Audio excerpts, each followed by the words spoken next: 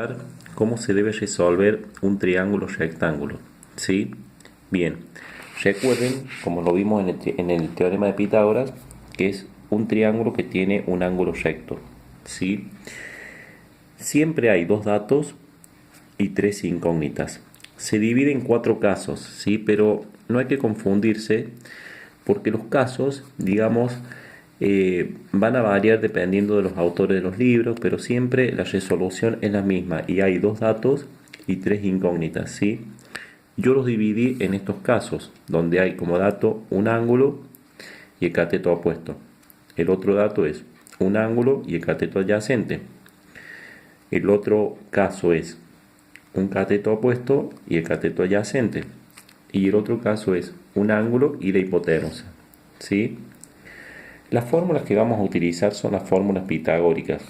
El seno de un ángulo, cateto opuesto sobre hipotenusa, el coseno de un ángulo, cateto adyacente sobre hipotenusa, y la tangente de un ángulo, cateto opuesto sobre cateto adyacente. A su vez, vamos a utilizar la fórmula pitagórica, que es hipotenusa al cuadrado igual a cateto al cuadrado más cateto al cuadrado, y la suma de los ángulos interiores, que es de 180.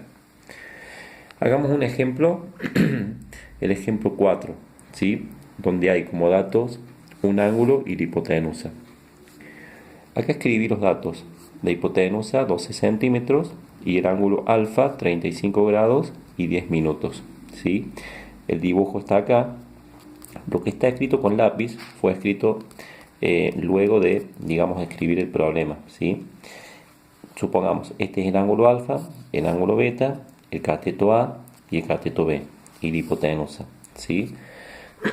Vamos a empezar encontrando el cateto A.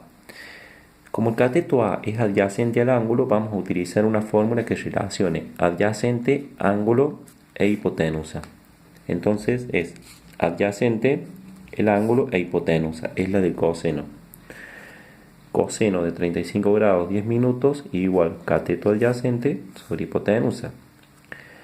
Calculemos el coseno, ¿sí? 0,82. Y el 12 centímetros que está dividiendo lo pasé multiplicando. La multiplicación me dio el valor del cateto.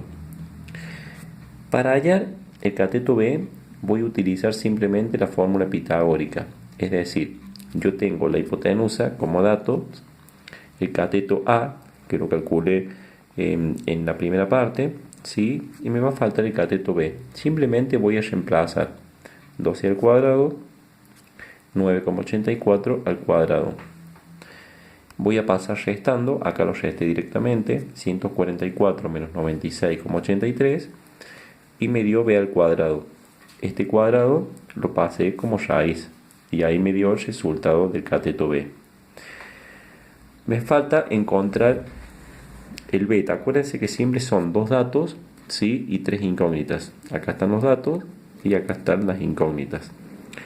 Para encontrar el ángulo beta simplemente voy a tener que hacer 180 grados, ¿sí? Y la fórmula, tengo el ángulo alfa más el beta, que es la incógnita, ¿sí? Más 90 grados, que es el ángulo recto, ¿sí? El ángulo recto mide 90 grados. ¿Qué voy a hacer? Sumar los ángulos, ¿sí? Acá lo sumé, lo voy a pasar restando simplemente y ahí voy a obtener el valor de beta. Otra fórmula para encontrar el beta es hacer 90 grados menos 35 grados 10 minutos. Observen que es lo mismo, ¿sí?